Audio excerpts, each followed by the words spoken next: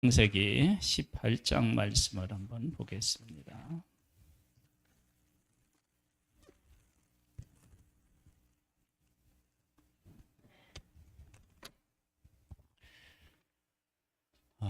우리가 가지고 있는 믿음이라고 하는 것이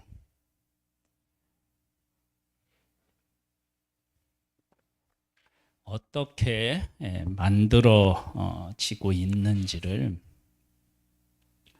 우리가 오늘은 한번 이제 살펴보도록 하겠습니다.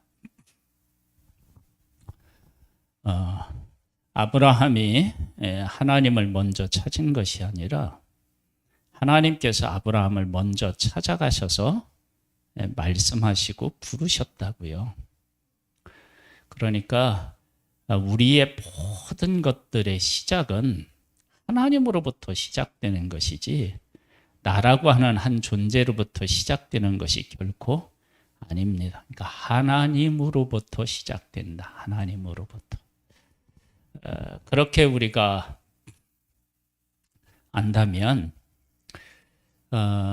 하나님께서 시작하셨다. 그러면 하나님께서 끝까지 책임지신다. 그 다음에 하나님께서 우리들에게 약속을 하실 때 아브라함에게는 뭐라고 처음에 약속하셨느냐? 그러면 땅으로 가라. 그렇게 말씀하시면서 내가 네게 보여줄 땅으로 가라. 내가 너로 큰 민족을 이루고 네게 복을 주어 네 이름을 창대하게 하리니 너는 복이 될지라. 너를 축복하는 자에게는 내가 복을 내리고 너를 저주하는 자에게는 내가 저주하리니 땅의 모든 족속이 너로 말미암아 복을 얻을 것이라 하신지라. 그래서 이제 아브라함이 여호와의 말씀을 따라갔어요. 따라가서 하나님께서 그를 인도하셔서 어디에 오게 하냐면 약속의 땅에 오게 해요. 그리고 이 땅을 너와 네 후손에게 주겠다고 하나님이 약속을 하셔요. 처음에 부름을 부르실 때 하나님이 먼저 찾아가서 부르시고 아브라함이 약속의 땅을 알았느냐? 약속의 땅을 몰랐어요. 그러니까 이거 지금 잘 들어보셔야 돼요. 약속의 땅. 내가 하나님 앞에 부름을 받을 줄 아브라함은 몰랐지만 하나님이 아브라함을 불러서 내가 하나님의 부름을 받은 존재다라고 하는 것을 인식하고 깨달아 하는 것은 하나님께서 아브라함을 선택해서 부르셨기 때문에 깨달아 한 거 아니에요. 그렇죠? 그 다음에 아브라함이 약속의 땅에 대해서 이게 약속의 땅이구나. 그걸 알았느냐? 몰랐어요. 그래서 어디로 갈 바를 알지 못하고 갔는데 하나님의 인도함을 따라서 약속의 땅에 이르고 그 땅에 이르게 되었을 때 하나님께서 이 땅을 너와 네 후손에게 주리라 그렇게 말씀하셨어요.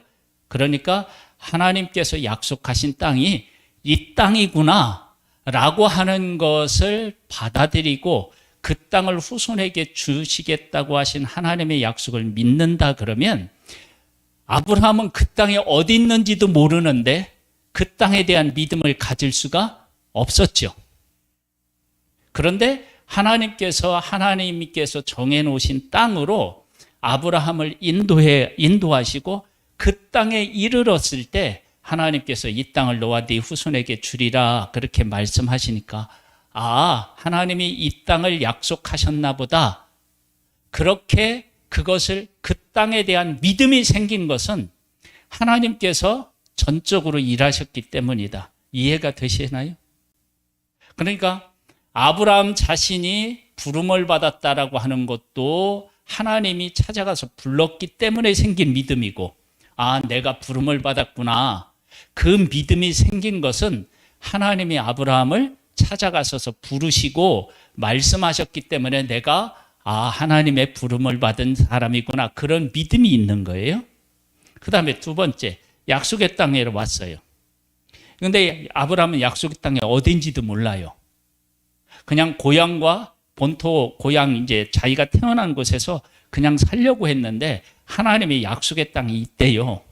그래서 하나님의 말씀을 따라서 하나님을 따라서 갔더니 이 땅에 너와 네 후손에게 주리라 그렇게 말씀을 하셔요. 한번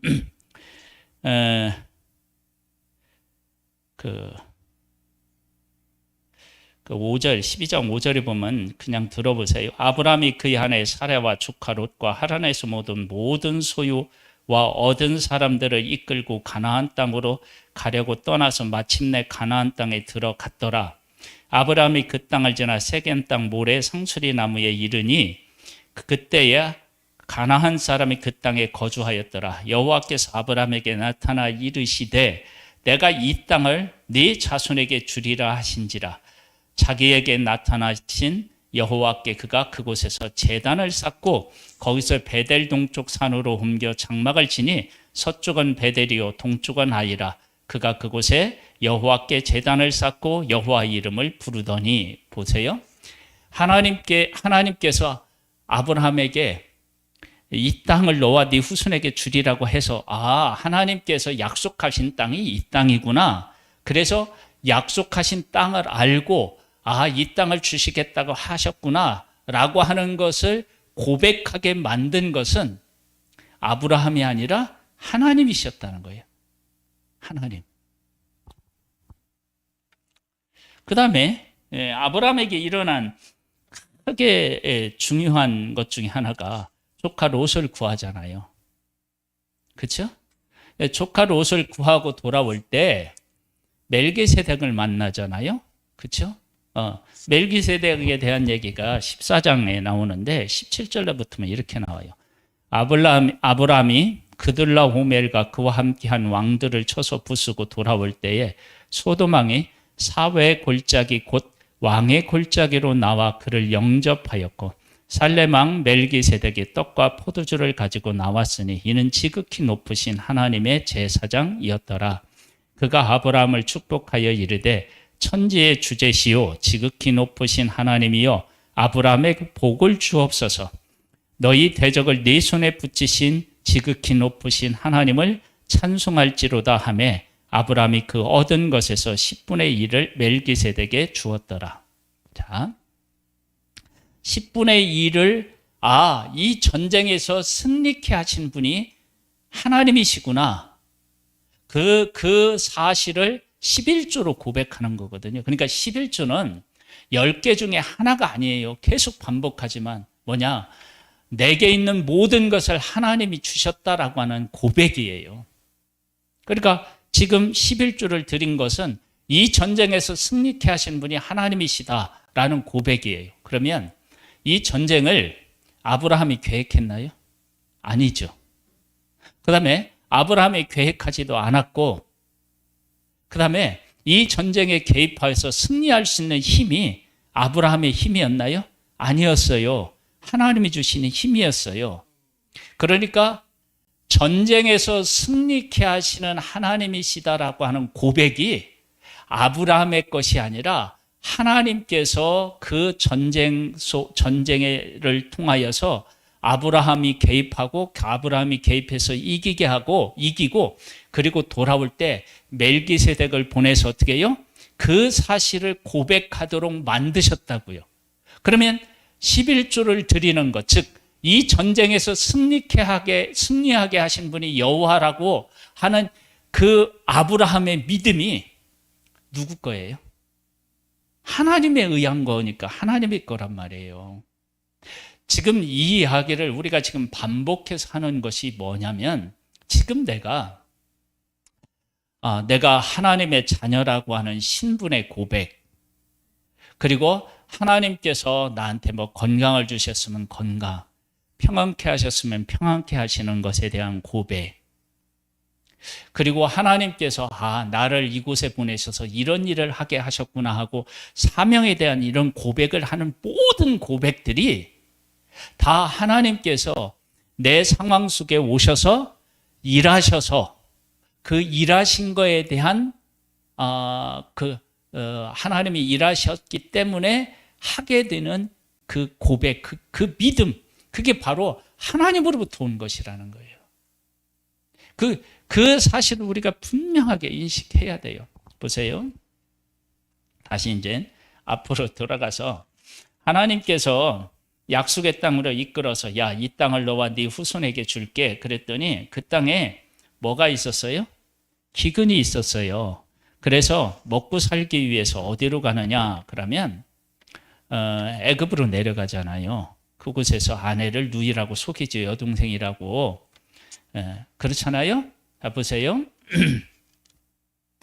이 땅을 너와 네 자손에게 주리라고 할 때 하나님께 이름을 부르고 제단을 쌓았어요. 그러면 그렇게 해주시겠다는 하나님 앞에 예배를 드렸으니까 예, 그렇군요, 감사합니다, 그렇게 고백을 했는데 아브라함이 그 땅에 기근이 있자 그 땅을 떠나요.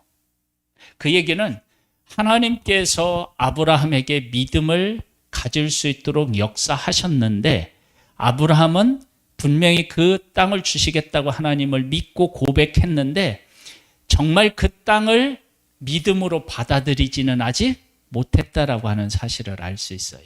그러니까 우리가 가지고 있는 믿음은 이 양면이 다 있어요. 하나는 뭐냐면 하나님이 나로 하여금 그렇게 하셨다라고 하는 것을 고백하는 믿음이 있고 또 한편으로는 뭐냐면 그 믿음 속에 우리가 내가 온전히 서 있지 못해서 어떤 문제가 있으면 그 약속에서 떠나고 그 믿음이 흔들리는 그것이 두 가지가 있어요.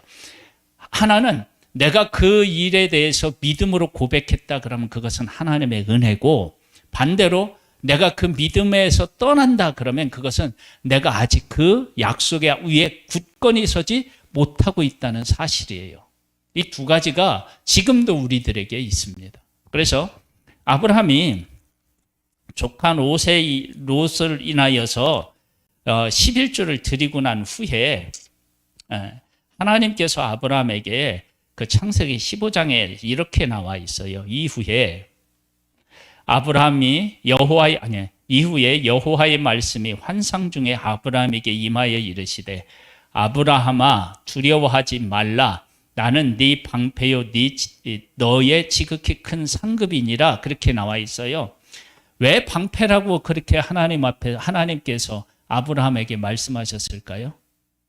전쟁에 개입해서 싸워서 승리를 얻었는데 가만히 생각해 보니까 제정신이 들고 보니까 내가 정말 엄청난 일을 벌린 거예요. 그래서 나는 이렇게 미약한데 사람들이 나를 공격하면 어떻게 할까라고 하는 두려움이 찾아왔어요. 그러면 14장에 11조를 드린 이유가 어디에 있다고 그랬죠? 전쟁은 하나님 앞에 속한 것이다. 하나님께서 이기게 하셨다. 그렇게 하고 11조를 드렸다면 그 다음에 두려워할 필요가 없잖아요. 그런데 두려워한다는 얘기는 그렇게 하나님을 고백하고도 아브라함이 그 고백 속에 온전히 서 있지는 못했다. 그러면 하나님 앞에 11조를 드렸던 그 신앙의 고백이 누구 거였던 거예요? 하나님의 거죠. 만약에 아브라함의 것이었다면 두려움도 이겨냈겠죠. 근데 그렇게 못해요. 그래서 두려워하니까 야, 걱정하지 마라. 내가 전쟁에 개입했을 때 너를 내가 방패로 다 막아줬어. 너와 함께하는 사람들이 죽지 않도록 내가 다 막아줬어. 그래서 방패라고 나온 거예요. 지금 네가 두려워하고 있지만 너를 공격하는 사람이 혹 있어도 내가 방패로 다 막아줄게. 걱정하지 마. 그렇게 찾아오신 거예요. 그러니까 내가 지금 가지고 있는 믿음은 어떤 상황을 가지고 하나님께서 나에게 찾아오셔서 일하셨기 때문에 내가 할 수 있었던 그 믿음의 고백인 거예요. 그게 내게 아닌 거예요. 하나님 거. 그러면서 아브라함도 이렇게 또 넘어지잖아요. 넘어져요. 그 다음에 하나님께서 약속의 아들에 대한 얘기를 이제 15장에 하는데 아브라함이 이르되 2절에 보면요. 주 여호와여 무엇을 내게 주시려 하나이까? 나는 자식이 없사오니 나의 상속자는 이 다메섹 사람 엘리에셀이니이다. 여기 보면 방패여 너희 지극히 큰 상급이요 1절에 그렇게 나왔거든요. 이 상급이라는 것은 다른 말로 얘기하면 약속의 아들을 거기다 담아두고 하나님이 말씀하셨다. 그렇게 이제 누가 받아들였냐? 아브라함이 받아들여서 하나님이 보호해 주시겠다니까 감사해요. 그런데 현실적으로 뭐냐면 상급을 주신다 그러면 자식을 주셔야 되잖아요. 왜냐하면 아브라함의 후손이 뭐 많게 하시겠다고 말씀하셨으니까. 그런데 안 주니까 아브라함이 어떻게 해요? 얘기하는 거예요. 이 길린 종을 내 양자로 삼겠습니다. 그랬더니 하나님이 거부하셔요. 걔가 아니다.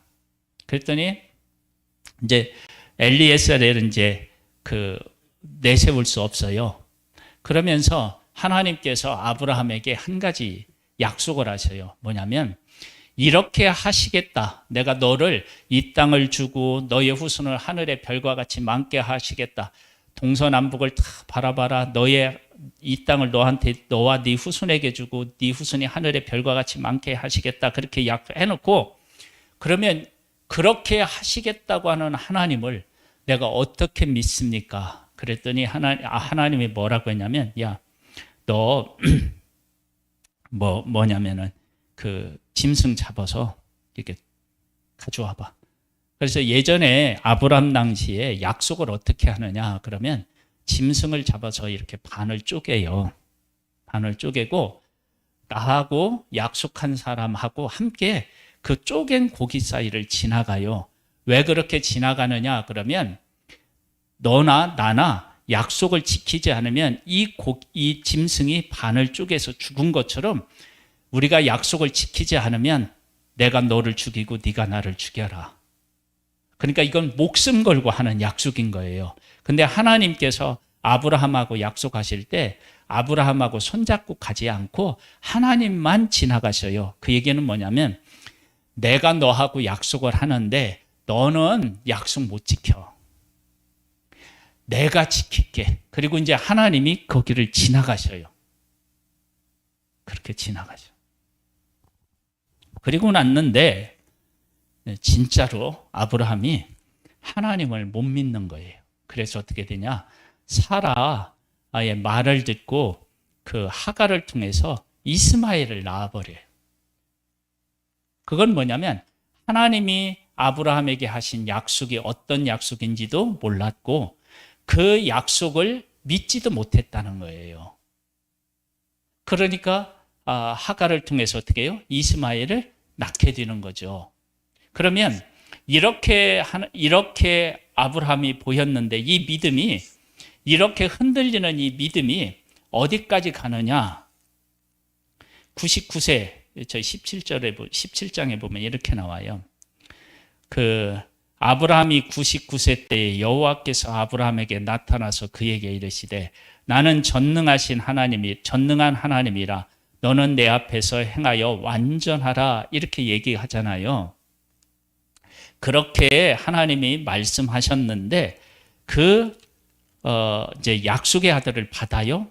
약속의 아들을 하나님께서 18장에도 보면 여호와께서 마므레 상수리 나무에 있는 곳에서 아브라함에게 나타나시니라. 낙이 뜨거울 때 그가 장막문에 앉아 있다가 눈을 들어본즉 사람 셋이 맞은편에 서 있는지라. 그렇게 시작하면서 뭐라고 얘기를 하냐면요. 아브라함의 아내 사라가 낳을 것을 이야기하셔요. 9절로부터 보면 그들이 아브라함에게 이르되 네 아내 사라가 어디 있느냐 대답하되 장막에 있나이다. 그가 이르되 내년 이맘때에 내가 반드시 네게로 돌아오리니 네 아내 사라에게 아들이 있으리라 하시니 사라가 그 뒤 장막문에서 들었더라. 아브라함과 사라가 나이가 많고 늙었고 사라의 여성의 승리가 끊어졌는지라. 사라가 속으로 웃고 이르되 내가 노쇠하였고 내 주인도 늙었으니 내게 무슨 즐거움이 있으리요. 그렇게 이야기를 해요. 그리고 난 다음에 어떤 일이 있냐면 소돔과 고모라가 멸망하고 난 후에 20장으로 한번 가보세요. 지금 99세 때라고 그랬어요.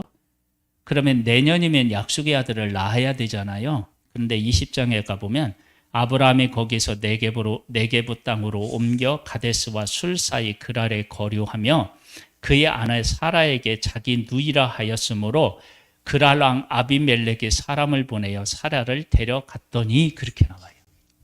그러면 아브라함이 지금 99세 때에도 약속의 아들에 대한 이해를 했나요? 못했나요? 못했잖아요. 그러면 왜 약속의 아들이냐? 그러면 하나님께서 약속한 아들이기 때문에 그런 거예요. 그러면 이 약속의 아들을 낳고 하나님께서 약속을 지키고 약속의 아들을 나한테 주시는구나 라고 하는 고백은 전적으로 누구에 의해서 만들어진 거예요? 하나님에 의해서 만들어진 거예요. 그러니까 내가 가지고 있는 어떤 한 믿음이라고 얘기를 하는 것은 하나님께서 어떤 상황을 통해서 그 상황을 가지고 약속을 하시고 그 상황을 통해서 내 삶에 오셔서 일하셔서 만들어진 결과물이 믿음인 거예요. 그것은 내 것이 그래 아니에요. 하나님의 거예요. 그래서 내가 어떤 것에 대하여서 믿음으로 고백했다고 해서 그 믿음이 하나님이 원하시는 온전한 믿음에 이르렀느냐? 아니요. 그렇게 못 이루어요. 그런 한계를 또 우리는 가지고 있어요. 그러니까 내가 지금 가지고 있는 믿음은 하나님의 선물이고, 그리고 내 믿음의 한계는 하나님께서 그렇게 일하셨는데도 내가 그 하나님의 일하심을 제대로 인식하고 깨달아 알지 못하는 나의 연약함을 고스란히 드러내는 거예요. 그러면 이제 여기까지 한번 해볼게요. 아브라함이 22장에 보면 그 100세에 낳은 아들을 번제로 드리라고 하잖아요. 그래 드렸어요. 그래서 여호와 이레 그래가지고 하나님이 준비하신다 그래가지고 그 사랑하는 독자 이삭을 드려서 네가 나를 경외하는구나 그렇게 하나님 앞에 인정을 받잖아요. 그러면 그렇게 아브라함을 하나님이 인정하셨다 그러면 그 사라가 죽고 난 후에 아브라함이 뭐를 해요? 후처를 취해요. 그리고 자식을 낳는데 물론 이 자식들을 하나님의 약속을 생각해서 약속의 땅에서 다 내보내고 약속의 땅은 누구에게요? 이삭에게 물려줘요. 그런데 사실은 그 약속을 받은 이삭이 약속의 아들이라는 것을 확실히 믿었으면 후처를 취해서 자식을 낳으면 안 되잖아요. 그러니까 우리들이 가지고 있는 하나님이 나의 삶에 오셔서 이래서 내가 믿음은 만들어졌는데 그 믿음은 하나님의 선물인데 사실 그렇게 하나님이 주시는 선물 안에 우리가 온전히 거하지 못하고 우리는 항상 믿음의 한계를 드러내요. 그런 우리들을 하나님께서 끝까지 책임지시는 이유는 뭐냐면 하나님이 선택하셨고 하나님께서 내 삶 속에 약속하셨기 때문에 그런 거예요. 그래서 하나님이 나를 선택하고 약속의 사람으로 나를 세우신 것이 내 삶에 있어서 복의 복인 거예요. 그러면 지금 내가 믿음이 흔들리고 약하다 혹 그래봐요. 그러면 그것 때문에 절망하거나 좌절하면 됩니까? 안 됩니까? 안 되죠. 왜? 나를 이끄시고 만들어 가실 분이 누구니까요? 하나님이니까. 그래서 다시 일어서고 그 믿음을 향하여 한 걸음씩 나아가야 하는 것, 그런 존재가 바로 납니다. 네. 그래서 우리는 참 감사해야 되고 겸손해야 되고 그 다음에 또 하나님께서 이끄실 것을 믿고 소망하면서 오늘을 살아야 되는 줄 믿습니다. 할렐루야. 기도하겠습니다. 하나님 아버지 감사합니다. 내가 가지고 있는 믿음 하나님께서 만드셨기 때문에 할 수 있는 고백임을 이 시간 고백합니다. 우리의 믿음은 하나님께 고백한 믿음에 온전히 이르지 못했지만 하나님께서 나한테 약속하셨고 그리고 그 약속을 이루실 하나님을 믿기 때문에 다시 연약한 무릎을 세우고 앞으로 나아갑니다. 아버지 하나님께서 나를 끝까지 책임지시고 이끄시고 세워주시는 하나님 아버지를 찬양합니다. 영광을 돌립니다. 감사함을 드립니다. 찬양을 올려드립니다. 예수님의 이름으로 기도드립니다. 아멘. 하늘에 계신 우리 아버지여, 이름이 거룩히 여김을 받으시오며 나라에 임하옵시며 뜻이 하늘에서 이룬 것 같이 땅에서도 이루어지리이다. 오늘날 우리에게 일루할 양식을 주옵시고 우리가 우리에게 죄 지은 자를 사하여 준 것 같이 우리 죄를 사하여 주옵시고 우리를 시험에 들게 하지 마옵시고 다만 악에서 구하옵소서. 대개 나라와 권세와 영광이 아버지께 영원히 있사옵나이다. 아멘.